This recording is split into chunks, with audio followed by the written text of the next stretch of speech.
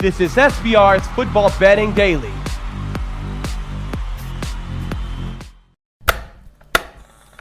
Take us to kickoff.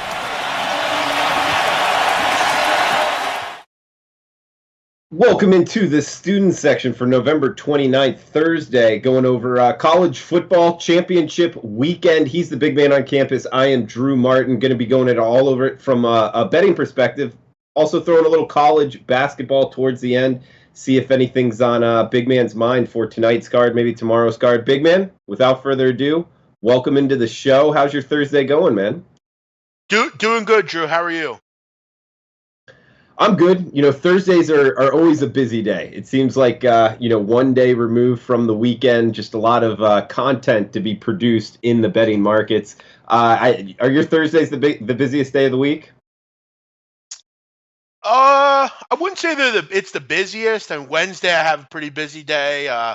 Thursday's busy too because I have this show and then I got a radio show every day I do. And then, Mondays and Thursdays I got to do this show. So it's a little bit of added stuff, but I'm having a camera issue. She might only just hear me right now, but it's pretty busy, Drew, as for you, I'm sure.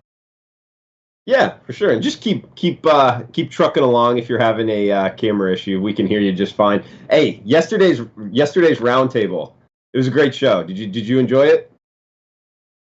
Oh yeah, I always enjoy the roundtable, Drew, for sure. Yeah, it's one of my favorites too, man. So if you guys get a chance, it's on obviously the SBR YouTube network. Check that out for yesterday's roundtable there, big man.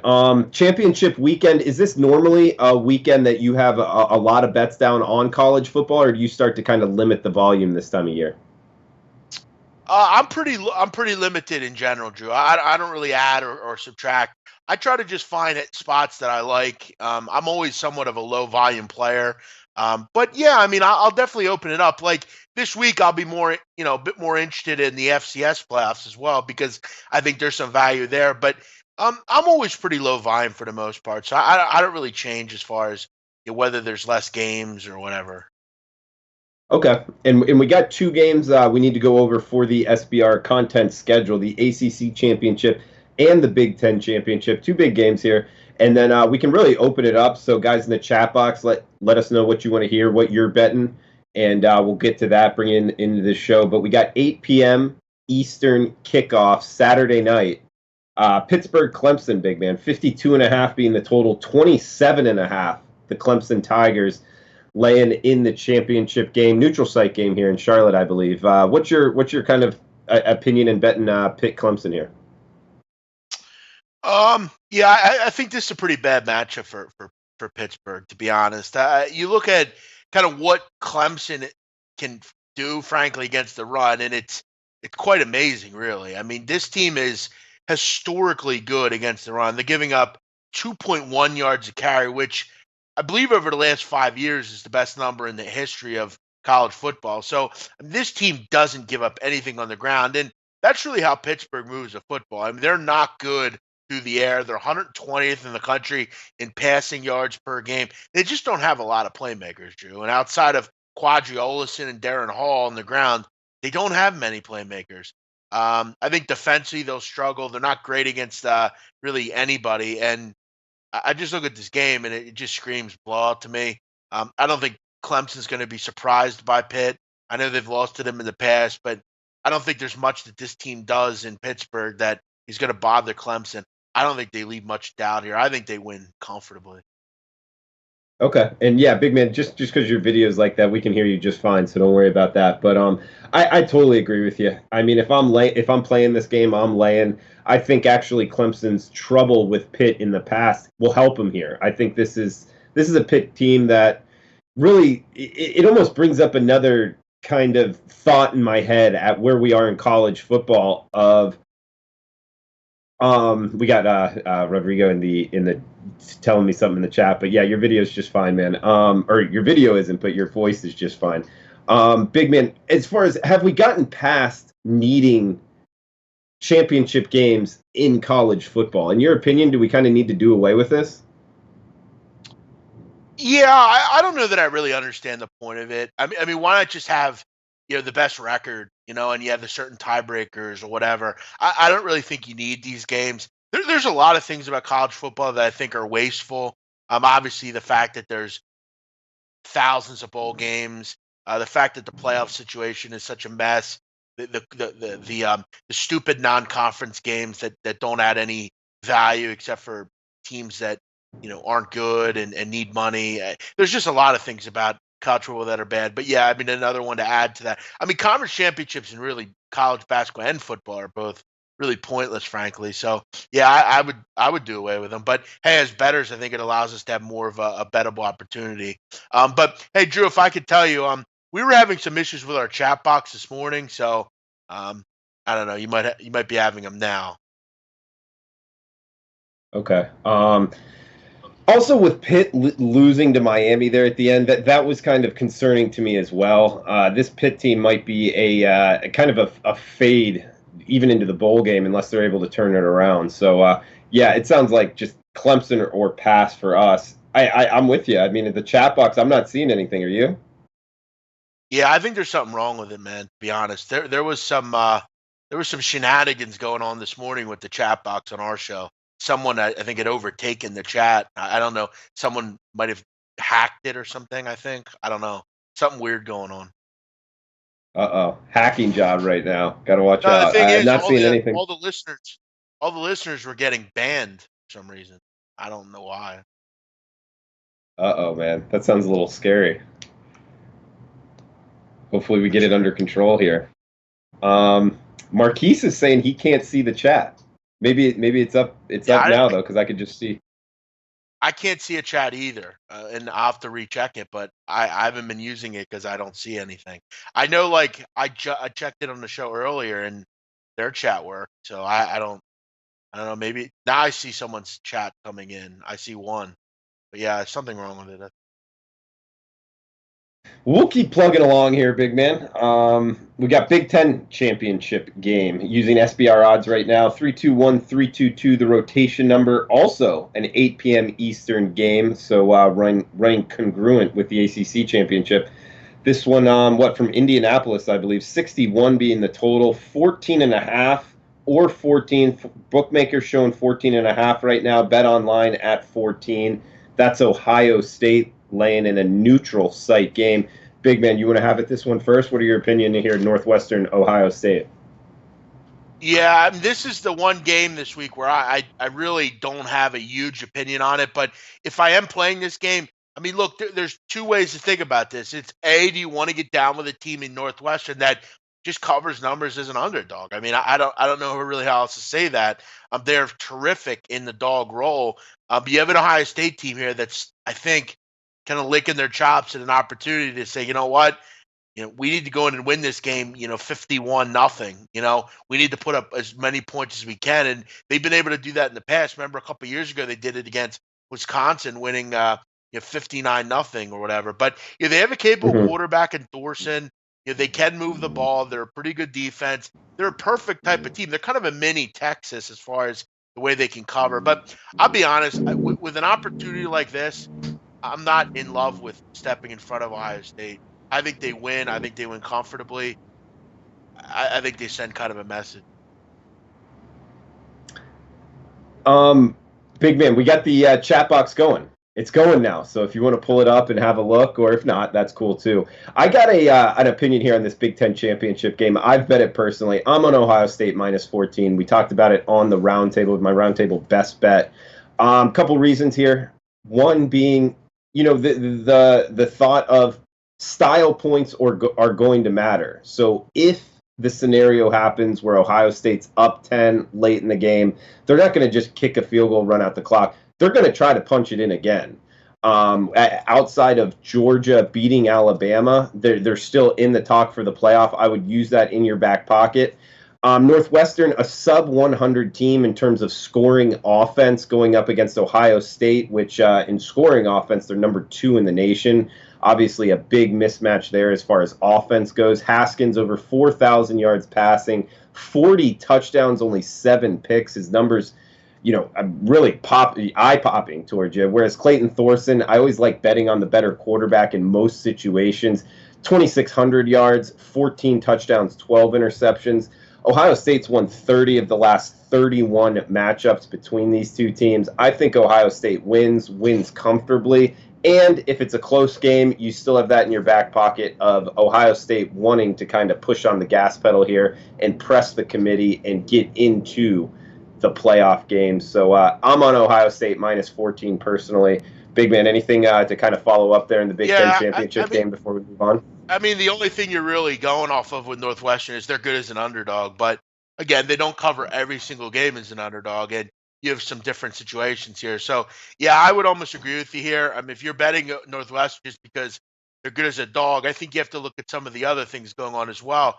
This is also a Big Ten championship with the other team. If they win and they win big, you possibly go to the Final Four. So, yeah, I'm not going to just cap a game and like a team because they're good as an underdog. One thing I've learned, Drew, is there's no team that's completely undefeated in history as an underdog. So teams do lose.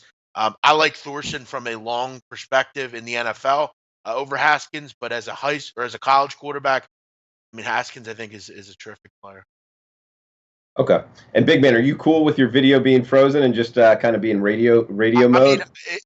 I mean, I have no problem, Drew, restarting my computer and coming back on. I don't want to leave you. Unfortunately, this is live in the show, and sometimes the camera just stops working, and there's not much we can do. But it's really up to whatever they want me to do. Raphael, I'm good going solo if you think it will be better for the show. It doesn't bother me either way. So I'll restart. Let us know. Back in a few minutes. All right, sounds good. Raphael, can you talk into the show? If you can, man, feel free to holler in the show. But either way, I'll just run down here, guys. A couple games I got, and feel free to chime in on the chat box. Let me know what you're doing as far as betting this weekend. But SEC championship, a couple points here that want to get off, and I actually like Georgia here, not because I'm an Alabama hater, I guess you could say, being an Auburn alum, but I really do think a couple points point towards Georgia being the side. Really, Alabama does pretty much everything well, but big plays on offense. Georgia's one of the best defensive teams in stopping big plays. You got to really drive the ball against Georgia. So their defensive backfield is very good. Running backs, Holyfield, Swift, these guys really get after it and can push the ball on the ground. I think some teams, more so Arkansas and Louisiana Lafayette, I know it's kind of a different perspective bringing those two teams in it, but they were able to move the ball on the ground. I think Georgia will be able to move the ball on the ground, shorten the game, which is something I always look for in betting an underdog. Georgia 13th in the nation in red zone scoring percentage.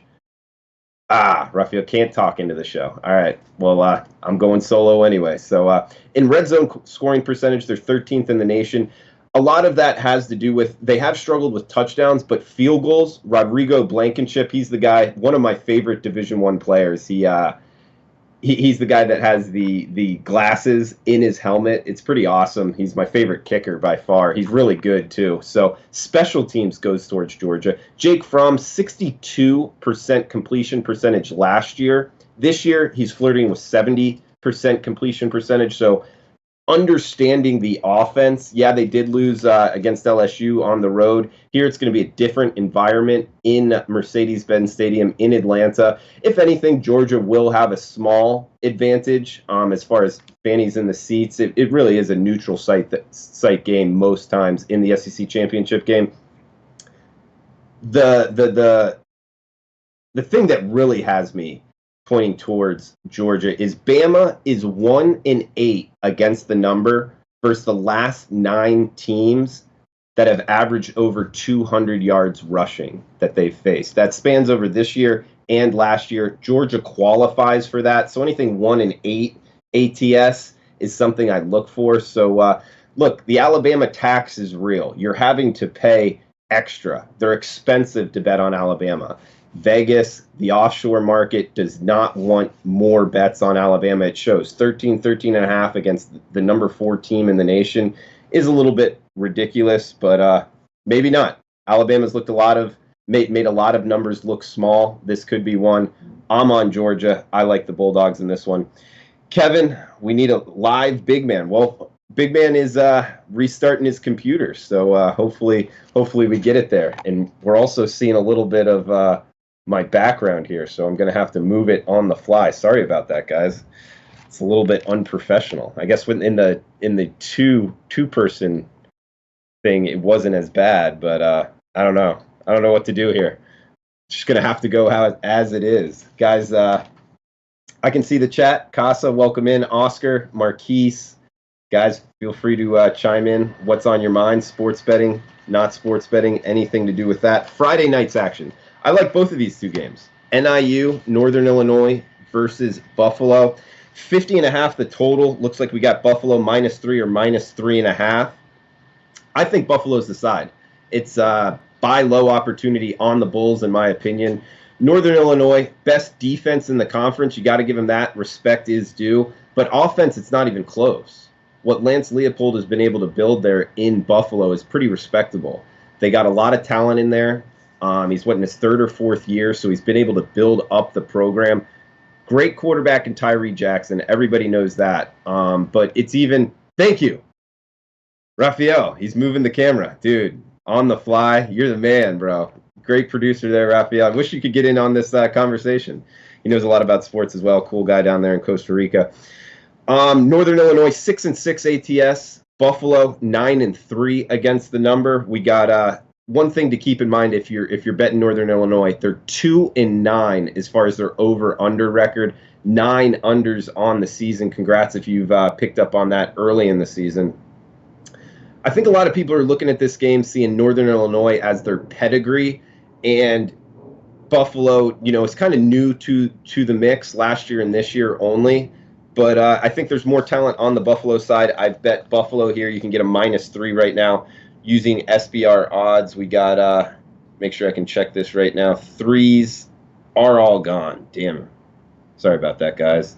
3.5s only in the marketplace. If anybody else has seen a 3 out there, let me know, but mostly just 3.5s now, so maybe it will bounce back, but the market kind of in agreement with me on that one. Let me know any other games in the chat box you guys want me to hit. If not, I'll keep going. Yeah, Fubar, welcome in, man. Utah and the points. Interesting one. We got 6 rematches championship weekend, this being one, another one on Friday night. So 2 games on Friday night, the MAC championship game, Ford Field, and Pac-12 championship game there in Santa Clara. First, let me say, I think the Pac-12 needs to go to the home team, the better record, getting the home game in the championship game. They used to do it. You'll see with this neutral site game in Santa Clara, like half the seats will be filled. I think it's kind of terrible for atmosphere. It's college football. It needs to be packed. Give one of these two teams the home field advantage. It would make a lot better TV product as well. But rematch from the early season game. It's a game I watched every play. I had a bet on Utah, got the loss. They lost 21-7 to Washington. A couple things I took away from that. One, Washington did win the turnover margin 2-0 or +2 turnover margin. That always helps. That game played a lot closer than the final score indicates. Also, add in the fact that just last game, welcome back, big man. You got me? Yes, I'm here. Cool, man. In the middle of the Utah-Washington breakdown, I'll finish up, and then you can have it this game. Washington finished the Apple Cup. Snow on the ground in Pullman, and it definitely benefited Washington. Washington State throw it around with Mike Leach. That hurts in a snow environment. Also, keep in mind, Gardner Minshew, the quarterback for Washington State, he hasn't spent 5 years in Pullman, Washington, getting used to the cold. He's a kid from southern Mississippi. I don't know this for sure, but I'd venture to say that was his first competitive football game in the snow. A bunch of stuff just against the Cougars in that one. Washington took advantage. Bigger picture, the Pac-12 North has won every single Pac-12 championship game. Something you got to keep in mind, it is the stronger division. But in this singled out game, yes, I know Utah has their backup quarterback, likely their backup running back, Zach Moss and Tyler Huntley, both likely to get looks in the NFL. Tyler Huntley, maybe not as a quarterback, but I wouldn't be surprised if he played another position in the NFL. He's that type of athlete. But the backups have come in and played well. Utah has played well down the stretch. I agree with you, Fubar. I think Utah on the points is the side. Big man, anything on the Pac-12 championship game? Yeah, I agree with you guys. I kind of we talked about this game a few days ago, and we mentioned the under maybe, which I think is a good play also. But I think in games like this, Drew, where you have similar offenses, you have similar defenses, both very good, both pretty good coaches. The one difference here is to me, I think Whittingham's a better coach than Peterson, and I think special teams Yes. are a big deal here. Utah has always been very good special teams wise. Always have a good punter, always good kickers, always good returners. I think that could play a difference in this game. This game's low scoring. Field position is going to be very important in this one. I've seen Washington lose games over the last few years because of inept kickers. That could be a difference in a game. That could be a difference between covering a number. I think this game is decided within 5 or 6 points. I think Shelley's shown that he can handle the offense, and if you can shut Gaskin down, I'm confident betting against Jake Browning. So, yeah, I like Utah here. I think they're a team that continues to just defy people. Whittingham is terrific in big games, and I think in this game he's got a major edge. Yeah, I think a lot of people look at this and think Chris Peterson, Whittingham, it's kind of a wash. I disagree with that. I think Whittingham is the better coach. I mean, we see it in his bowl record, extra time to prepare big games. He lights it up, man. He's a great coach. We got Chester in the chat box saying, I doubt Peterson puts Browning in a spot to lose the game. Under screams at me. At first, I looked at the under, but 44.5, big man. I guess there is a little bit of rain and wind in the forecast. Do you think there's a little value on the total towards this under? Yeah, I would definitely be looking under in this game. I said earlier this week, I think it's first to like 21 will win, maybe first even 24. I could see this game 24-20, 21-20, 22-17 or something. I just don't know if we'll see a ton of big plays. Now, keep in mind, Washington has had 128 plays this year of 10 yards or more, which is second in the Pac-12. But Utah's a team that against pretty good passing defense, offense have been pretty good. I think Washington's really good in the secondary. So, yeah, I lean under. I think weather could present a problem. It's going to be cold. It's going to be raw. It's going to be tough to catch the football. Could have some wind, maybe some precipitation. Yeah, I'd be looking under here. All right, we got Chester saying, I live in Northern California. Worst rain of the year last few days. Interesting stuff. Thanks for that, Chester. That stuff matters. What's good, guys? Love the show. Y'all are a good team. Thanks, Demetrius. Big 12 championship game, big man. Is it okay to refer to it as the Red River Shootout, in your opinion? No, it's no. That is very disrespectful to me, Drew. I don't want to ever hear that again. Okay, sorry about that, big man. I don't mean to be disrespectful to you. I couldn't care less. I couldn't care less, Drew. I'm Albanian. We have weapons everywhere. You should see my brother's arsenal weapons. You'd be blown away. My brother has AR-15s, all sorts of guns, man. He loves that stuff. So no, we shoot guns off in our culture, and no, I don't have a problem with the Red River Shootout. I'm not a big gun guy, but no, I don't think that's I don't think that's a problem. It's a shootout. Right. That's what it is. They score a lot of points in these games. You don't want to call the shootout play. Yeah, anything to do with Oklahoma is a shootout. I mean, in terms of football, anyway, nothing to do with guns in the state of Oklahoma. But we got 78 to total, 7.5 out there, some 8s, 7s. It's moving around actually. This line. How would you look to bet the Longhorns and Sooners, man? I would look to bet it over, and I'm not really. I don't really have an issue laying 78 points. In fact, I've already bet it. I think we see plenty of points in this game. You look at really Oklahoma and everything they do. Betting unders is just a stupid proposition to me, regardless of how high the total is. I mean, we had a total in the mid 80s last week, and Drew, what'd they score? 120 points in that game. Yeah, these teams defy. Yeah, they just defy defense. And I got to tell you, if you look overall, if you thought West Virginia's defense was inept, statistically against the pass, Texas is much worse. Texas is 104th in the country against the pass. West Virginia is in the mid 70s. So Texas is much worse against the pass. I think Sam Ellinger, though, offensively can move the ball. We know the ineptness of this Oklahoma defense. They're still dealing with wholesale injuries in the secondary. I don't think they can touch Kyler Murray. And you look at the first game these two teams played, 48-45. As the week goes on, I think the common theme is let's bet Texas because Tom Herman's great as an underdog.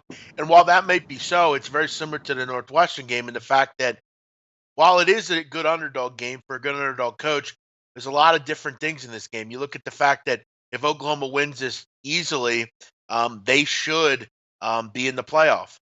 I have a weird feeling, Drew, this game's like 51-37 or something. Yeah, you bring up a lot of good points, and we got SBR Forum in here. I believe that's Drew down in Costa Rica. What's up, bud? Haven't talked to you in a while. Let us know what's on your mind, man. How's Costa Rica treating you? You bring up the defense. Anybody betting an under in this is we're going to talk college basketball here to close the show, and I want to get your opinion on some college basketball totals because I actually think there's best. I love college basketball unders, but that's for later in the show. This game, Oklahoma Sooners, big man, their defense has let up last 4 games, 46 to Texas Tech, 47 to Oklahoma State, 40 points to the Kansas Jayhawks. Yeah, that's Kansas, one of the worst programs in Division I football, and 56 to West Virginia. Sure enough, 0-4 against the number in those 4 games. It's just very hard to cover spreads over a touchdown when you're giving up these kind of points. So that keeps me off of betting the side because I also don't want Texas. Texas won last game, and yards per play, they were 6.6. Oklahoma was 9.1. I don't think they had any business winning that game. I look towards the total here. I like the over. I think both defenses struggle. I think both offenses have a heyday. I think it's just too hard. It's too volatile to put a number on this game, especially with good weather there in the climate-controlled atmosphere. Big man, I like the over as well, and that's the side you look, or you would look towards the side? No, I'd definitely be looking towards the over. You also look at pace of play, Drew, which when you bet overs is very important. I mean, West Virginia is very dynamic and just very good moving the football, but Texas is actually 25th in the country in pace of play. They're very quick. And you look at the kind of the strides Ellinger's made as a quarterback. You look at last year, 124 passer rating. It's improved to almost 148 this year. His touchdowns to interceptions just went from 11-7 to 23-4. His short yardage as far as converting first downs has been terrific. Running the ball. I just think for me, plus you add in the fact that what's Ellinger going to want to do in this game, Drew? He's going to want to one-up Kyler Murray. We know that little feud is there. I just think this one, it's inside. You don't got to worry about weather here. Even last week, Drew, you know what the game time temperature was down in Morgantown? 35. Didn't bother those two teams. They went up and down the field. I'm done trying to buy into these. Well, it could be 5 or 10 minutes where there's no scoring. Ugats. I don't care about that. That doesn't mean nothing to me. Give me the over here. If this game falls 40-34, salud.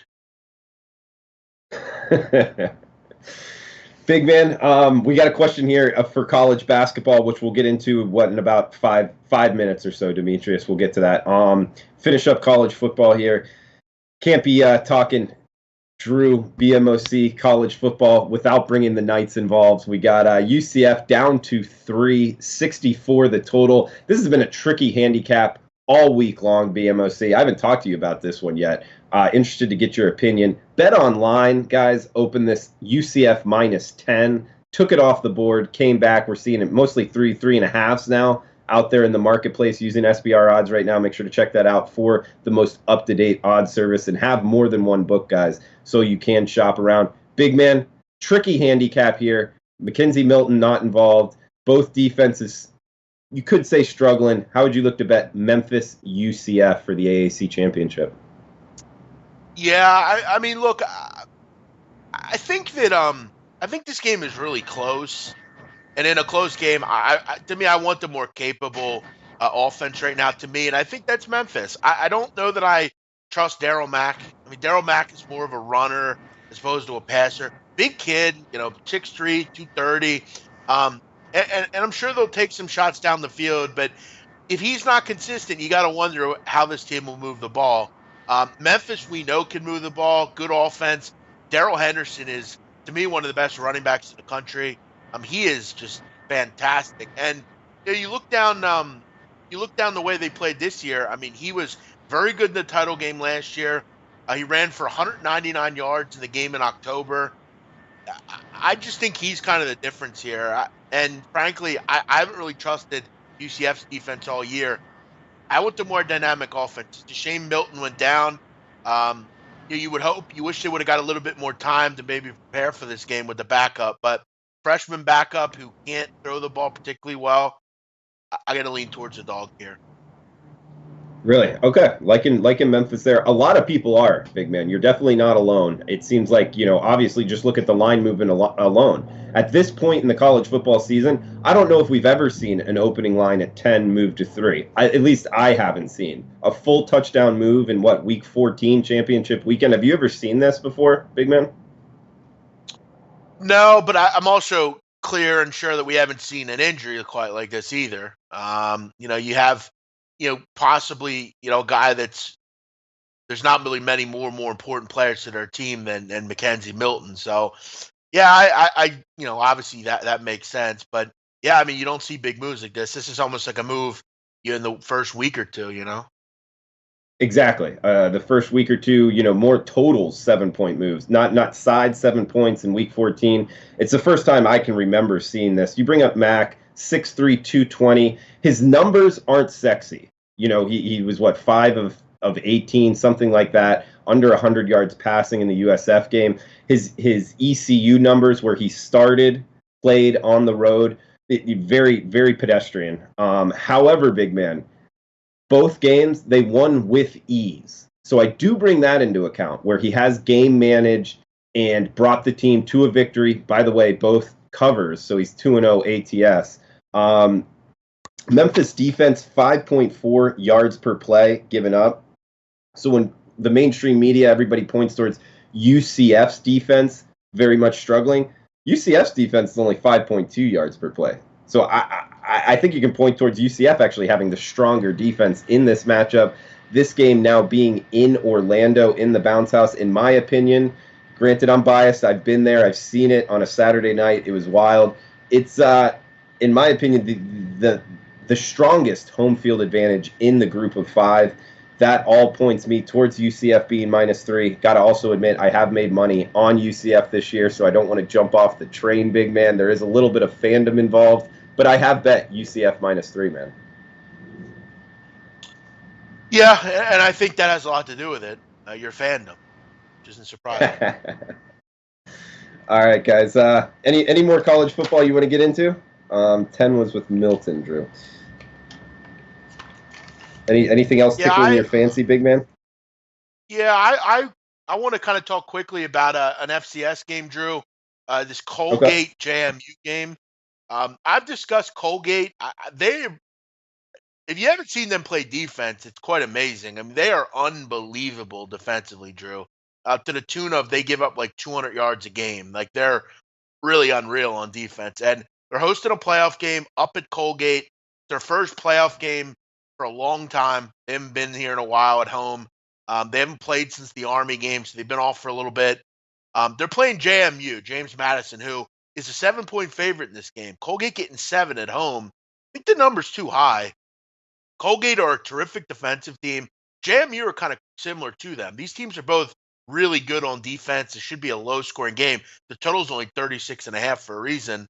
But I think Colgate is poised here. They have a great quarterback, a guy that kind of handles the game, and Sage Atwood. He's not going to totally, wow you. He's not going to do anything that kind of puts you and gets you excited. But he is a guy that can manage the game. They also have a kid at running back, James Holland, terrific player, one of the best players in the Patriot League. I think this team is poised to maybe make this one dirty it up, and hang around, maybe win this game. Colgate are that good on defense. Their 2 losses this year have come to Syracuse and Army. They've held Drew, get this, Drew. They've shut out opponents 5 different times this year and have held no team has scored more than 28 points. The only teams to do that, Syracuse and Army. Every other opponent has scored under that amount. Like I said, they've shut out opponents 5 times. They're that good on defense. Maybe you look towards Colgate this weekend. All right, good stuff. I like that FCS breakdown there. Hal in the chat box saying 10 was with Milton. Drew, no, it wasn't Hal. Milton was out in the USF game. They opened up the game on Sunday, 2:30 Eastern time at 10. So it wasn't with Milton. The full touchdown move was with the information known about Milton. Big man, let's hit the chat box a little bit. A lot of people liking Memphis, man. It almost makes me think you see that makes it a little bit better. SBR Forum, that's Drew. All good, Drew. Good, man. Tomar, what's up? Chester, I don't see how Oklahoma separates with that defense. We both agree with you. UCF quarterback is out. Yes, he is. There was a couple good comments in here. Mac is a very good athlete, just not enough experience from Al. He's a good athlete. He can run around. That's likely to happen. UCF's defense just got to step up. They have stepped up the last couple weeks, so I'd look for him to do it again. Chester, yes, we did touch on the Buffalo Northern Illinois game. I think I did that as Big Man stepped out, so replay will be there. It's about 10 minutes into the show on replay. Eric, Tyson Fury to the distance versus Wilder. All right, some UFC talk there. Big Man, let's get into some college basketball. We had oh, that's boxing. Okay. Which, either way, he's totally bumping. Wilder's gonna kick his ass. Big Man, college basketball. We had a question about UCF versus Alabama. UCF actually gets their chance. It's just on the college basketball court. This number's moved a lot, man. UCF taking money. Taco Fall in the center. Alabama struggled against who? App State, Weber State. I think UCF's the side here. What do you think, man? I would agree. And the one reason I'm not betting this game, I'm going to get to, and I'm going to tell you why. I think Alabama's not a good play here. First of all, they're on the road, which last year they really struggled on the road, even with Colin Sexton. They were very good at Coleman Coliseum, but when they went away, they really struggled. They had trouble defending without Colin Sexton last year. Now, while that's improved, the problem I think for them this year is going to be offensively in this game. UCF are very good defensively. They always are under Johnny Dawkins. And basically, their goal on defense is they don't want anyone to get into the paint. In fact, they almost make it impossible because they wall it off. And if you do get into the paint, you got to worry about a 7'6" monster coming at you, and he's going to block your shot. They really don't allow anything inside. So you have to be able to shoot from the perimeter, which for any team is fairly hit or miss. You never know what you're going to get. I think UCF controls this game and have little issue. You also look at the fact that they've improved offensively. UCF this year shoot 54% as far as from an effective field goal percentage. You look at from 2-point range this year, 54%. So they're getting a lot of easy baskets around the rim, which is huge. They have Aubrey Dawkins. BJ Taylor's healthy. Here's the one reason I'm not taking UCF, Drew, and I'd remind everyone of this. What are they laying in this game? Tell me.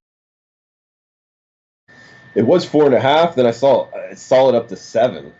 I'll pull it up right now, though. Here's why I wouldn't take UCF. And Drew, I want you to get your antenna up and listen, all of you. UCF, 55.8% from the free throw line. That's 345th in the country. There are only 353 teams. This game will be decided late on if UCF can make free throws. It's just that simple. This game isn't going to be a 20-point blowout. If it is, you won't have to worry about it. But most of the time, let's say 7 times out of 10, you're going to have to make free throws. And the major difference here is you look at Alabama, 72nd, 73.4%. You can stay in a game, Drew, by making foul shots. You have one team that can, you have one team that can't. And that's the key in this game because you're not going to get a lot offensively if you're Alabama. You're going to try to get to the line. You're going to try to get fouled. And you got to hope. Look, if Alabama can make shots in this game, they'll stay in the game because UCF's going to concede. They're going to give you a jump shot. They're just not going to let you get into the paint and get to the free throw line. So they're going to have to grind this game out. They're going to have to play some good defense themselves. If this game's played in the 60s, I think Alabama can even hang in it. The problem is I just don't like it, UCF at the foul line. And I have a rule. I'm not interested in teams that can't make foul shots. So for me, I am not on this for that reason. Big man, that was a great breakdown. I had my antenna up. I was listening, and I'll even prove that I was listening because we've done a show before. I hope we get it going. It was mentioned in the chat box a couple times. A few people have brought it up about what was it called? Bet Buffet, where we went over college basketball pretty much for the next couple days. It was a great show, and hopefully we start it up again. You brought up a point last year. And guys, by the way, I came in this business betting college football, and then college basketball the last 2 years has been by far my best sport. I've mostly bet totals. And a lot of it has to do with a guy named Andrew Lang, just kind of tailing what he's doing, learning what he did, and Big Man on Campus. From hearing what he says, taking it into my own account. And you brought up a point last year, Big Man, of you don't like to bet teams that shoot under 70% from the free throw line. I've kind of replicated that, and sure enough, it helps. You don't want to bet teams that can't make free throws because so many times down the stretch, it comes to can you make free throws? Do you still go by that 70% mark? Well, yeah, and I think Drew, you have to kind of look at it rudimentary, and you have to ask yourself. I read an article a few years ago where the president of the NCAA, Mark Emmert, came out and basically said officials are going to call more fouls late in the game. We want these games fun at the end. We want a lot of scoring. They basically came out and said we're going to call more fouls.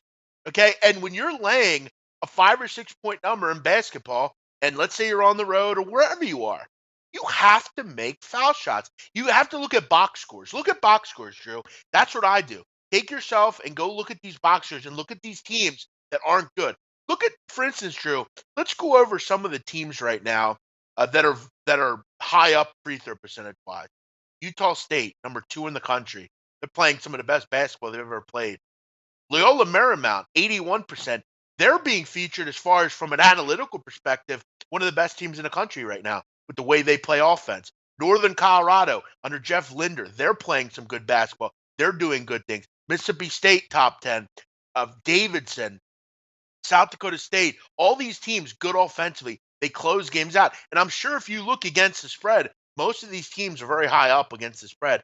You cannot cover numbers if you don't make foul shots. If you're betting sub 70% foul shooters, now keep in mind, Drew, there is a level of certainty with, let's say you have a team that shoots 70% or 68%, but you have 2 of the guards that shoot 85%. I will make exceptions. But if I find a team like, let's look towards the bottom, like the Manhattan Jaspers, Drew, they make 50.5% of their foul shots. That's just not good enough. A team like, UCF, who I just discussed how bad they are, Rutgers, Rider, IPFW, UTEP, Georgia State, all those teams, they're so inept at making foul shots. You have to make them.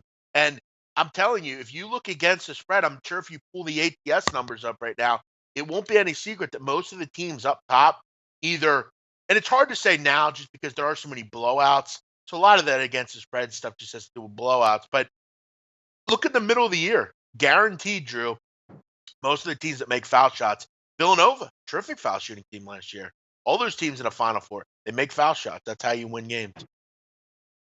No, that's a great point, Big Man. What about it from a totals perspective? We have Hal in here saying UCF is a great under team. How much of that is correlated, in your opinion, towards the free throw shooting, them struggling so much? Well, I think a lot of it has to do as far as free throw shooting. For me, it's more it's kind of just an added thing, Drew. If I like an over, I generally want a team that makes foul shots because they're going to leave points to the line. I also think you have to look a lot into when you're betting totals, how much a team fouls is important.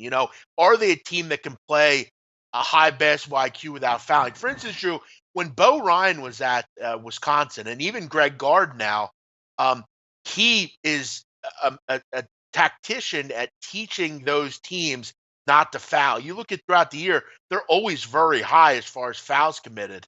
And I think a lot of that has to do with They just are good with guarding without fouling. They know what works, what doesn't. Look at Virginia, Drew. Michigan, very high-profile defensive teams. They're both top 25 in fewest fouls committed so far. You have to be able to nowadays guard without fouling, and that's one of the big reasons those teams are so good defensively. Because if you put teams in the foul line a ton, it's going to add up to points, and it's very, very, very common. You know that. We don't have to explain that.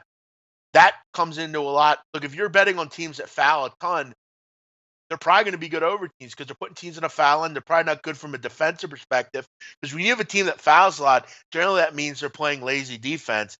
They're not cutting out passing lanes, things like that. That's not going to translate. So as far as unders, I'm looking at pace of play. I'm looking at half court defense, how good teams are in half court. Because Drew, any team can score in the fast break. If I give you anything, you could run and score on a layup. Everybody can do that. It's can you operate in the half court? And most teams can. And that's why UCF, that's why Michigan, that's why Virginia are so good because they've mastered half court defense. They basically take away fast breaks and say, you're going to run sets and try to score on us. And we don't allow it because what we don't do is allow it to get to the paint. They don't allow it. They just wall it off. And that's why Taco Fall is such an elite player in my mind. He's not a good offensive player. I actually don't even care if he's a good offensive player. I want him to do three things: rebound the basketball, stand in the middle, and don't get into foul trouble. And when you have the ability to rebound the basketball and dunk it, you do that. That's all I want from him. I don't need him to create offense. I don't need him to do anything. Just set picks and get in the right spots. That's all I want from him. And that's why he's such a dynamic, important player. All these guys, if you wall off the paint, kids are lazy. They don't want to get points the whole way. They'll jack threes and they'll play right into your hands. And that's why watching teams like this defend is really just an orchestrated ballet. Big man, great stuff there. A lot of good tidbits. Dimitri is saying, Big man, where do you get your info from on CBB? Well, I think a lot of the info is for me. I try to put it in my head first of all, and getting it off of like the NCAA website has a database where they basically have every stat known to mankind. I mean, you can find stats on assists per game, fewest fouls, blocks per game. I mean, and every team is ranked from 1 to 353. It's a lot of finding and data mining and finding stuff. But and again, I have a pretty good memory, so I can retain a lot of this stuff. But team rankings is good. I mean, they do a lot of good analytical stuff. Really all these places. And just kind of. But as far as like you got free throw percentage, like where did you go? What website when you were naming those teams? Free throw percentage. I go to the NCAA website, and they have a stats section that basically ranks every team. But also a lot of it is, I think basketball is very schematic based. So Drew, if you have a team like, for instance, tonight, Drew, there's a great game to talk about, which might not show up on a lot of people's radar, but I think it's an interesting game from a schematic perspective. It's SMU McNeese State. Now, SMU, for anyone that's curious, they're very much into walling off the paint as well. Tim Jankovic will give you the three-point shot. He doesn't care. He'll give you the three-point shot, but what he's not going to do is let you penetrate and get into the lane. And the problem is that at this team, they don't have long guards like they usually do. They're pretty small on the perimeter, so they're going to allow a lot of jump shots. And teams that can make jump shots will beat them, and that was apparent against a Lipscomb, a team like that. Lipscomb went in and beat SMU because they were able to shoot the lights out. The problem with McNeese State University is they're not a good offensive team. They're actually, frankly, one of the worst offensive teams in the country, and they're absolutely heinous from three. They're only making about 26.5% of their threes. They're just poor offensively, and they're not going to be able to do much. They want to get the ball inside to one of their better players, Malik Hines, who played at UMass. He transferred down to McNeese State. They want to get the ball to him. They're not going to have any success doing that because SMU just doesn't allow it. They're going to make you make jump shots, and I don't think McNeese State can do that. The only concern I have is I just think this number's a bit high, especially right now for how poorly SMU's looked. But schematically, this is not a good matchup for. Makes a lot of sense. I mean, can SMU make free throws? Well, yeah, I mean, obviously SMU is going to have to make a lot of free throws, but SMU is also going to have to make, a lot of moves with the basketball. They're going to have to, make shots. To cover a 20-point number, you're not just going to, you got to put the ball in the basket. And, they've done a decent job offensively. Their offensive efficiency is good, 52nd in the country. And compared to McNeese State, who's at 311, these teams are they're not even close. It's just right now, do you believe, like last night, Drew, I took Yale against Bryant. It was a very similar game to this one. The difference between this one is I trust Yale offensively. I know they could put 100 points on the board with simply that much, just because they're that good on offense. I don't trust SMU at this number. If this number was 13, this would be a play for me, but it's not. It's 20. Okay, so even the worst team can hang around just by slowing the game down and pace and once in a while making a shot. SMU also 259th in the country in free throw percentage at 65.5%. So not ideal either. Problem is, McNeese State is bad as well. It's a lot of points. I think they win. I could see SMU winning by 35 in this game and wouldn't be surprised if they do. For me, it's just not an ideal number. And with a team that's struggled a bit, they're a young team, it's a pass for me. But BMOC, let's do a little let's do a little rundown of BMOC trivia, what the mascot is. We're getting a little Sounds good. All right, ready? What do you got? Marist. The Red Fox. The Bears? Red Foxes? Okay. UC Davis. The Aggies. Long Beach State. Long Beach State. The 49ers. Appalachian State. Mountaineers. Georgia Southern. Eagles. McNeese State. Cowboys. UTSA. Roadrunners. New Mexico State. Aggies. North Dakota State. Bison. North Dakota. Fighting Hawks. Montana They used to State. be the Fighting. They used to be the Fighting Sioux, but they had to change it. Montana State. Okay. Bobcat. Northern Iowa. Anything. Northern Iowa Panthers. UMKC. Kangaroos. Yeah, good one, Ron. We didn't get them on any of them. Do you know all 352 or 353? Probably. So you definitely know all 130 I would be, college football. If you asked me, if you said to me, okay, I'm going to give you all 353, I would set the over/under at 1.5, and I would go on. I might miss maybe one, but that just be for, that would just be for spillage, really. What about all those like MEAC schools up in the Northeast? I would have no issue with that. I could tell you all those. Where would you be the weakest geography-wise? I'm not really weak anywhere geography-wise. I could name every capital of any country too, if you ask me. I don't really. I don't have an issue. Good stuff, big man. Well, what else do you want to talk about in the last 5 minutes of the show here before we shut it down? Really just obviously I love talking basketball, so that's obviously something that I'm always looking to talk about. But yeah, I mean, just continuing to just try to carve out little games and find, and I will say this, Drew, and I talked with Donnie about this the other day. I started out the season 0-9, 0-9, and I'll tell you this. Did you get a haircut? Did you get a haircut? I did get a haircut, yeah. And then did you win the next one? I did not win the next, no. Okay. But here's the thing that I'll tell you, and I'll admit this, and I think this is important to do as a gambler. I'll admit in that 2-week run, I did things that I look back at now, and I wonder, how the hell did I do that, and why did I do that? I got so out of my comfort zone. I was betting tournaments. I was just really getting away from the things that I love to look at, and it's small schools. It's finding schematic issues with things, and I really feel back like I'm into everything again.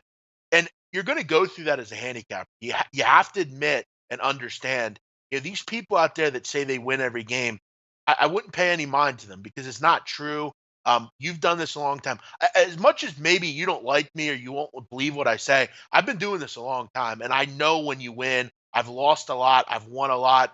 I've had stretches where I don't do well, but you have to be able to keep going, keep doing it. I was in a bad place with those 2 weeks. I was real beaten up because I hate, when I'm not accepted and people aren't happy with me, it bothers me. And I had to really find myself again and find what I'm good at and getting back to what I'm strong with. And I will say this, even at 0-9, Drew, where I was, I've since won 5 straight.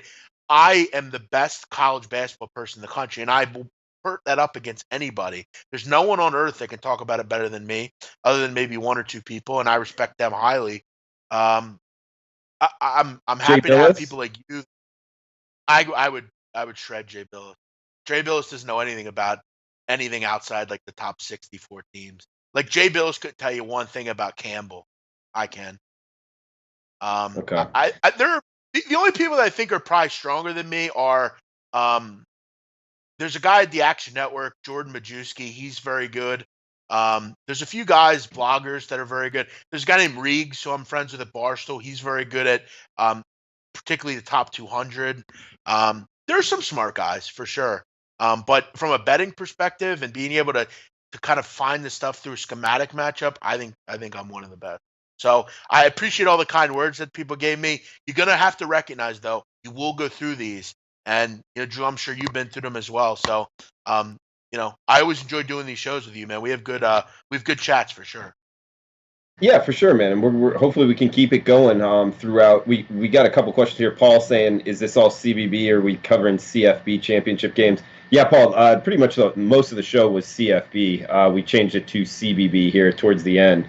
So if you want to rewatch that, I hit on a lot of them just going solo. Big Man restarted his computer. But just real quick here, Big Man, we got to end in the next 3 minutes. Saw a couple questions. Want to give some love to the chat box. Belmont -4 first half. Anything on that? Just quick hitter style.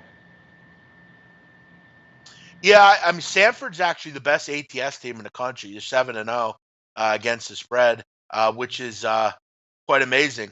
Let's remember though, a lot of that were against subpar opponents. The only team that they played that was any good was Ohio State, and they almost didn't cover that game as 21-point underdogs. They played a lot of patsies, your Cleveland States, your Jacksonville States, your Northern Alabamas, Miles College. I mean, they played nobodies. Belmont are very good. They're a great motion offense under Rick Byrd. This could be a spot where Belmont gets slaps them in the face a little bit because you're only laying 8 here. First half, not great either. It's not ideal. Belmont is a good basketball team, and Sanford, for as good as they've been defensively, it's going to take a big effort tonight to get stops here because Rick Byrd is one of the best coaches no one talks about in the country from an offensive perspective. Guys all around the country have thrived on offense because of him. He's an offensive genius, and the motion offense he runs is good, if not the best. Big Man, quick hitter here. Georgia Southern, Arizona. This question from Travis. You liking Georgia Southern +9 tonight? Yeah, I think that's a sharp play, actually. If you look at sharp numbers, that's definitely a sharp play. I actually, Georgia Southern are kind of a program under the radar a bit. The football program's always done well, but it's the basketball team that I think could be a really good team in the Sun Belt this year. They have a guy named Tukey Brown, a great player, Ike Smith, the good guards. I wonder though, Arizona's good. This is a big step up in class for them. I think they should hang, but it's not one that I'm in love with. All right, guys. Well, we're up against it time-wise. Yeah, go ahead. Capital. Someone asking me the capital of Bangladesh. The capital of Bangladesh is Dhaka. Great way to end the show, Big Man. Follow him on Twitter @JeffNadu. You can follow myself on Twitter @DrewMartinBets. Guys, thanks for tuning in. Best of luck with your bets. We will talk to you next week. And stay tuned. We got Loshak in the bag coming up in just over an hour. Best of luck. Thank you.